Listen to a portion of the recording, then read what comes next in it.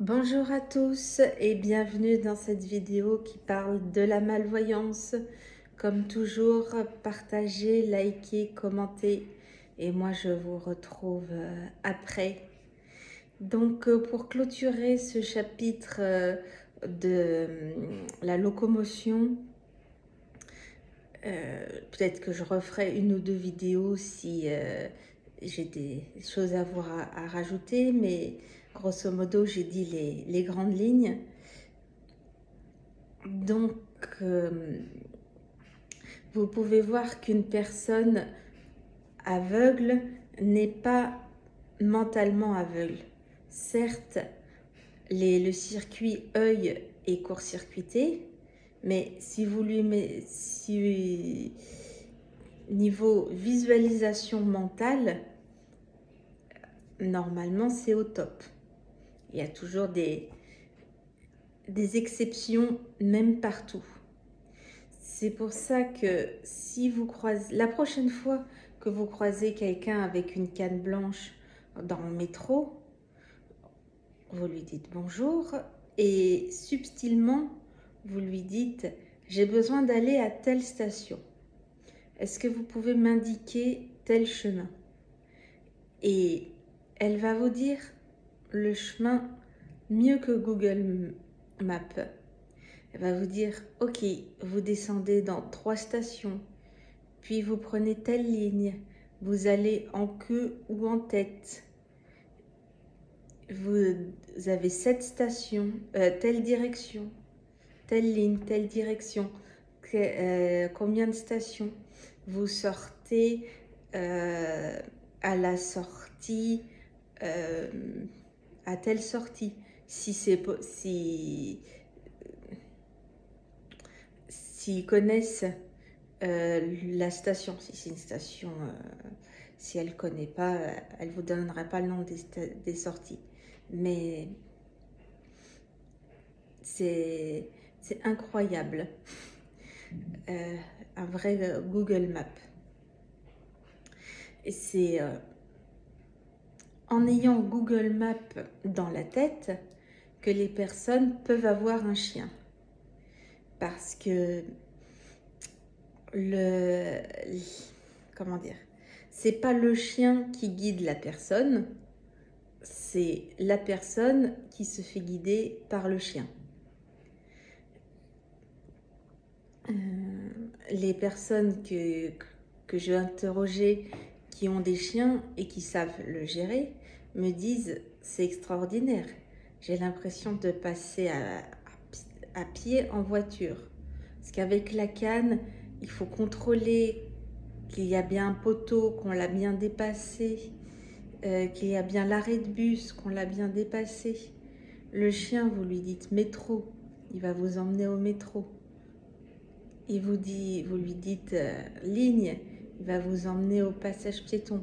Enfin, il y a tout un vocabulaire qu'il faut utiliser que je ne connais absolument pas, donc que je ne vais pas vous parler. Je vous donne 2-3 exemples comme ça. Mais le piège avec un chien, c'est que vous avez l'habitude d'un trajet. Et donc le chien, il est habitué à ce trajet. Et pour une raison X ou Y, vous êtes obligé, vous changez de trajet. Ou vous déménagez. Le chien, c'est pas lui qui va connaître, il lui faut un certain temps pour connaître le trajet.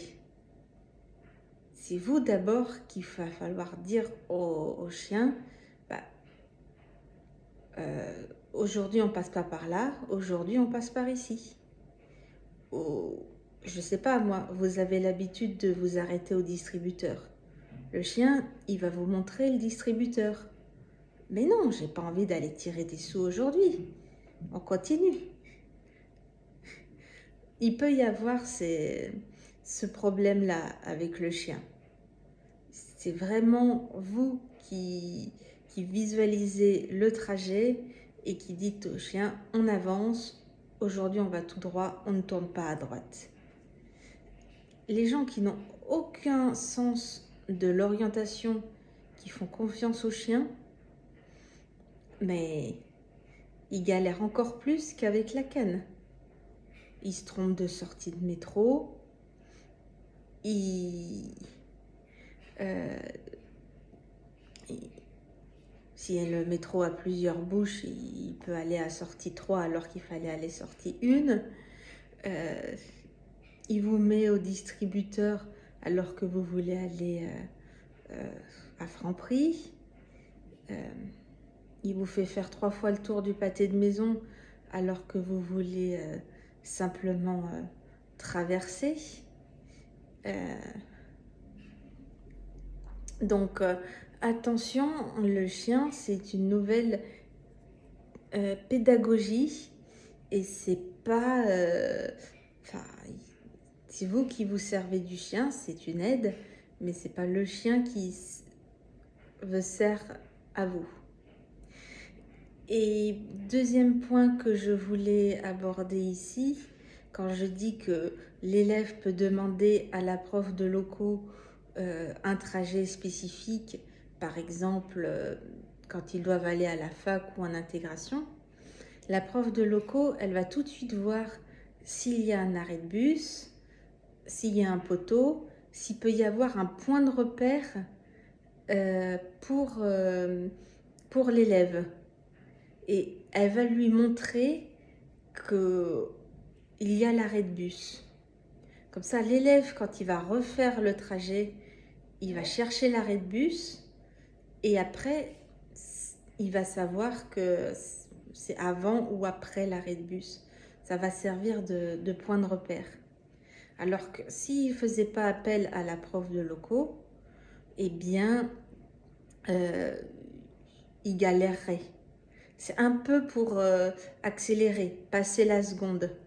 Alors, il pourrait demander à n'importe quel voyant, sauf que la prof de locaux a la technique, alors que les voyants, ils vont dire ah oui, mais c'est après la boulangerie. Ils vont pas forcément, comme ils ne connaissent pas, ils vont pas forcément répondre spécifiquement aux besoins de l'élève. Si l'école est après l'arrêt de bus, ils vont pas penser aux mêmes outils qu'une prof de locaux. Mais après, avec l'âge, ça je parle d'élèves à la fac,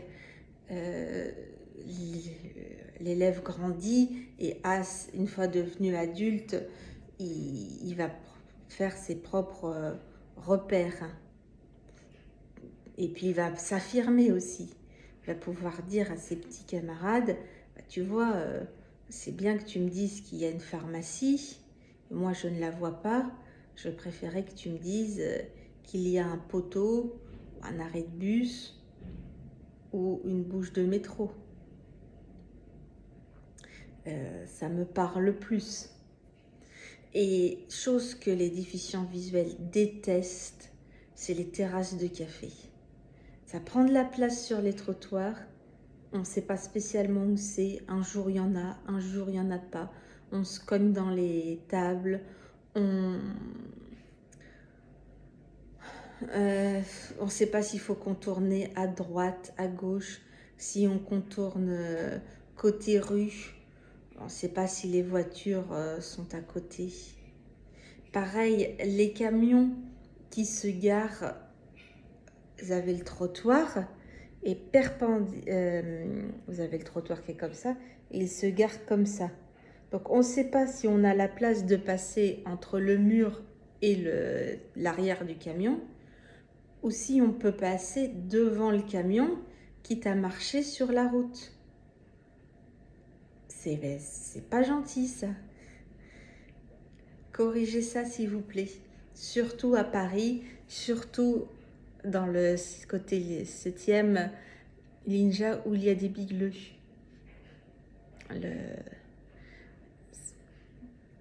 C'est compliqué.